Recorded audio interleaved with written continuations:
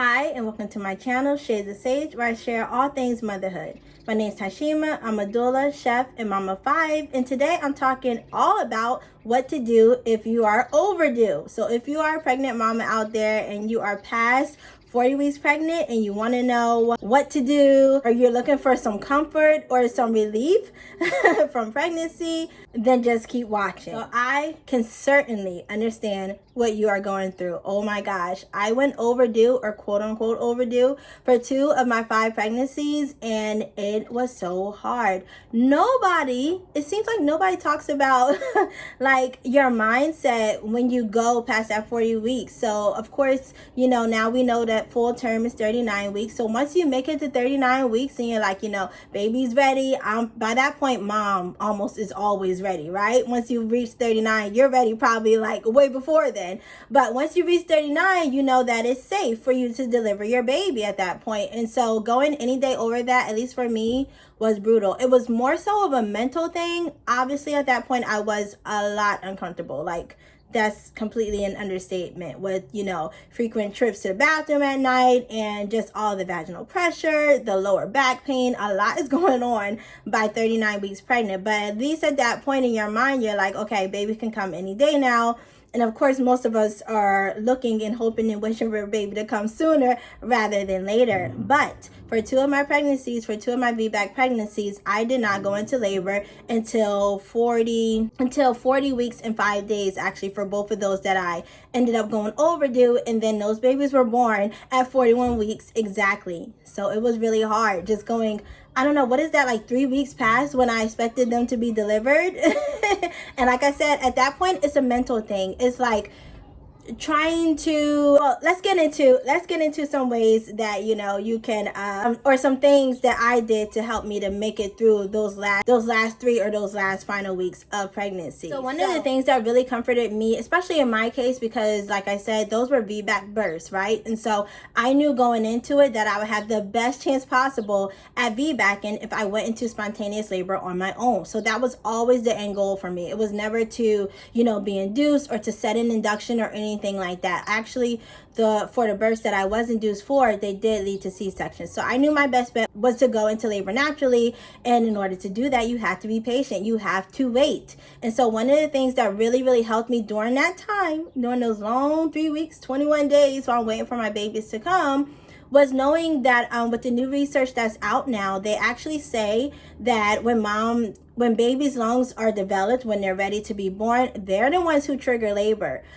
So their bodies will release hormones into mom's bloodstream, and then that is what triggers labor. So for me, I was like, okay, if I'm not feeling contractions, if my water's not breaking and I'm not going into labor, then my baby's not ready. Because if my baby is ready, then he or she will trigger those hormones for me and I will go into labor. So I think that was probably my biggest thing, was just being patient and waiting on my baby, honestly, just waiting until they were ready. And another thing is due dates. Like, of course, here in America, okay, so that's where I live, they want babies to be born 40 weeks. And most doctors do not want you to go over that. A lot of them, if you're having a healthy pregnancy and you're low risk, they will tell you that 39 weeks, once you reach that mark, you can schedule an induction. And if you want that, the doctor usually has no problem with scheduling it at that time. But for me, I know that due dates are an estimate. I know that they could be 2 weeks off in either direction. So if you are 39 weeks, right? Let's just say you're 39 weeks pregnant, but your due date is off by 2 weeks. Your baby could actually really be 37 weeks as far as gestation. And 37 weeks and 39 weeks are big, huge differences in comparison as far as lung development for baby, brain development and growth and size. So there's so much that happens in even just that 2 week period. And so I really, again, it was another factor for me to just be patient and wait, because if my due date is off 2 weeks before or whatever, then my baby is not ready yet. My baby could be too young. And I do believe that was the case actually for my first pregnancy that went overdue. I almost certain that due date was wrong, because I got my test kind of later than I expected it to, but in their system, and when they did the growth scans and all of that, they were saying, I was 2 weeks ahead of that or 3 weeks ahead of that. And in my mind, I just knew that wasn't right. So when I did go overdue, to me, that felt like, even though it was hard, it was brutal to make it through it, to me, that felt right, because I was like, okay, my baby wasn't ready yet. And so I'm so glad that I did wait. And even for my last pregnancy, I am glad that I waited. Now, I think my due date was correct with her, but even still, I just, I knew I had the best chance of having my vaginal birth if I waited for them to be born, right? So, and I did go into spontaneous labor for all of my VBAC births. So if you're a VBAC mama, or even if this is just, a regular vaginal delivery and pregnancy for you, I highly recommend just waiting on your baby. Delivery is so much easier, and postpartum usually, for the most part, will be so much easier because throughout the course of labor, you'll have less interventions because your body's already doing all that work. It's doing everything that it needs to do for you, right? And so that was another thing that helped me to wait or to make it through those long days, is just knowing that my due date could be off. Or my baby maybe just needed extra time. I, again, am not a woman that grows big babies. My babies are, I would say, on the smaller side. My biggest baby was 6 pounds and 11 ounces. That was my first VBAC baby with Matthias, and he was born one day before his due date. So he came, right on time, 39 weeks and 6 days. Yeah, he came right before his due date, and he was my biggest baby. So then again, I also knew that maybe my baby these babies need extra time in there to grow. I feel like I'm better, like my body is better at growing my babies outside of the womb than it is inside. And so I knew that, the longer I stay pregnant, the more weight that they could put on. And then obviously once they come out and I breastfeed them, their growth usually takes off anyway. But it could have been a big, big, big difference in my baby had I given birth or been induced at 39 weeks versus waiting, for them to come at 41 weeks. It could have been a huge difference just in their size alone. I have had a preemie baby in the past, and that was not something that I did not want to go down that road. When you're worried about their growth and you're worried about their size, and just them being small. So I knew that, just them staying in for a little while longer while I didn't have any complications or anything like that was fine and safe for me and for them, so that they could put on that extra weight, before delivery. They gained the most amount of weight in that last trimester. In those last few weeks, they're really packing on those pounds. Like I said, mine were not that big at all. The two that went overdue,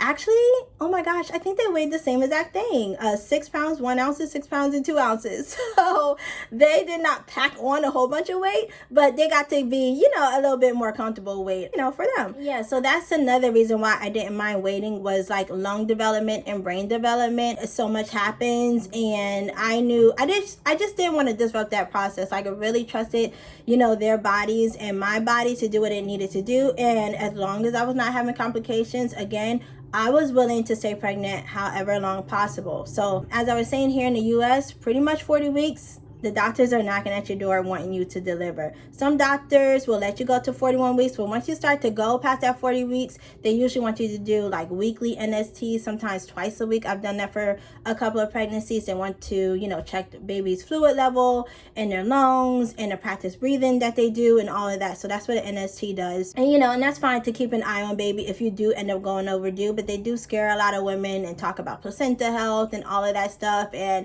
and I understand all of that, but I still feel like when the body is ready to deliver the baby, it will. And so I just really trusted the whole process, the whole process of pregnancy and birth and labor and all of that stuff. And that's, been key for me. If you watch any of my other videos or you've seen any of my other birth stories, then you know what I'm talking about. I really tried to just trust my body as much as possible. If I wasn't having any complications, I was fine with staying pregnant, even though it was hard, on me. Didn't have any like blood issues or blood pressure problems, and I wasn't like, swelling a lot. I didn't get those signs for preeclampsia that I had in my first pregnancy. So I knew that I was fine, to deliver or to wait as long as I was doing well, as long as my babies were doing well. And so I took comfort in that. So if you are in the same boat, and you're trying to get labor started or you're trying to get labor induced, check out my other video on this channel. It's doing really well for me right now. So I'm so excited because I learned a whole bunch during my last pregnancy, and everything in that video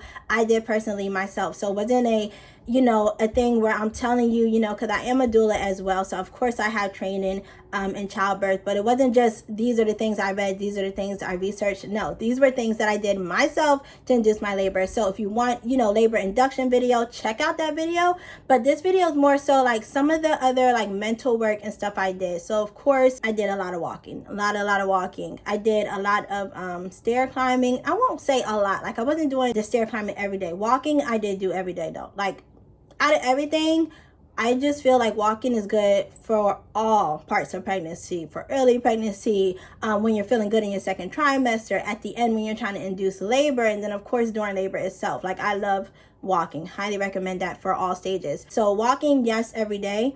But the curb walking, just whenever I had enough energy, sometimes like 2 to 3 times a week. The stair climbing and other things like that I mentioned in the induction labor video, so check that out. But some of the other things that I did to like mentally prepare. Okay, so another factor or component of labor or going into labor is mom and baby needs to feel safe, and more so baby needs to feel safe in order for labor to be triggered, because we know that the driving force for labor that gives us contractions and all of that is the hormone oxytocin. And so oxytocin is the love hormone, and so you need to be kind of like welling up with that in order to get labor started. So this is really key. This is where your partner can come in and help with that process. So any kind of affection, or however you receive love, or however you feel loved, whatever your love language is, or whatever, doing those kind of things that make you feel loved and safe is going to help you so much. And then vice versa or converse, if you're not feeling loved or safe, or you're feeling really stressed out, that can delay labor. And just going overdue mentally, that can delay labor. If you're like, oh my gosh, am I going into labor today? Am I going into labor today? I know it's easier said than done, because every single day I was looking for signs of labor. After 39 weeks, I was looking and I was hoping and wishing and praying, but I also knew that I had to relax and be patient, which I did do. So one of the things that I really love to do was like some gentle massages, like some gentle yoga pregnancy massages. I did that a lot at the end, just to help clear and calm down my mind, and to help with labor and stretching and all of that. So I feel like it killed 2 birds with 1 stone. Last time I kept a pregnancy journal, so whenever I was feeling like really just really anxious and waiting for baby to come, I would write that down. And for me, writing is very therapeutic. So just writing down, baby, I'm waiting on you. I can't wait to see you. I can't wait to see who you look like, and kiss your little face and your hands, like all that lovey-dovey stuff. I did all of that. And once I was done writing, I felt so much better. I felt so much more calm and at peace. And of course, I'm waiting for baby to come, but just trusting the process also as well.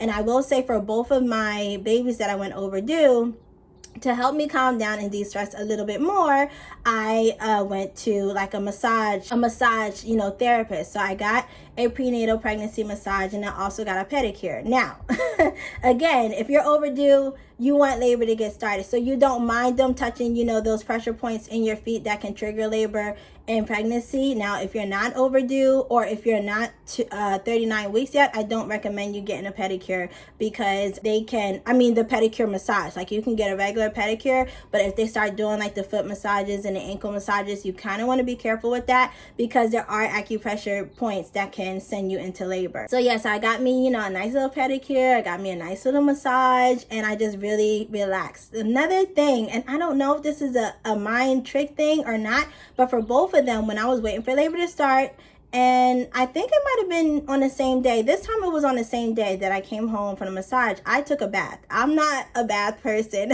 Before this last pregnancy, I think the last time I took a bath was 4 years ago, when I was waiting for the other baby to be born. And that was one of the things that calmed me down. And I literally went into labor the next day for my 3rd pregnancy. This time, after I came home from the massage and I'm feeling all good and everything like that, I took all of my like new smell goods that I bought, and I took a bath, a nice luxury bath. Like I had soap and the bath bombs, and I had my candle going, and I had my music and my phone, and I just laid back in the tub and really relaxed and stayed in there for like 20 to 30 minutes. It was amazing. I'm telling you, I went into labor 2 days after that. So whatever you need to do to relax your mind, to calm down your mind. Of course, in a lot of like videos, when people are talking about going overdue or to induce labor, they're talking about a lot of the physical aspects. And yes, that can help. But again, if mom is feeling too stressed and too anxious or whatever, then the baby is going to feel that. Whatever you feel, your baby feels, and it can create an environment where they're feeling like, no, it's not safe to come out yet. So relax, please. This video is more so about how to relax your mind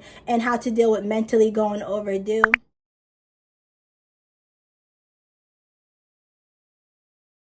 So yes, those are all the things that I did, and I do think that each and every little thing helped. Each and every little thing, counted or made sure that I was relaxed, so that my baby was like, okay, we can come now, you know, and it was just a great experience. So check out some of my other videos on this channel if you're interested in the process and everything that happened. I have them all here for you to watch. And if you're overdue, I know it's so hard, and I know it's easier said than done, but really try to just trust your body, trust your baby, that your baby knows when to be born. Of course, there are situations where baby needs help. And of course, there are situations where baby needs to come out right away, where it's safer for baby to be born than for mom to carry, to continue the pregnancy. And I have definitely been in that situation, so I understand that side as well. But if you're not having any complications, if your baby is doing fine, if you're doing fine, please wait on your baby, because you have the best chance possible of having the best outcome possible if your baby's ready and if your body is ready, okay? So that's all that I have for you today. I hope that this video was helpful, because I have been thinking about this for a while, and I really just wanted to share my thoughts on this topic. Let me know if you've been in the same situation and what you have done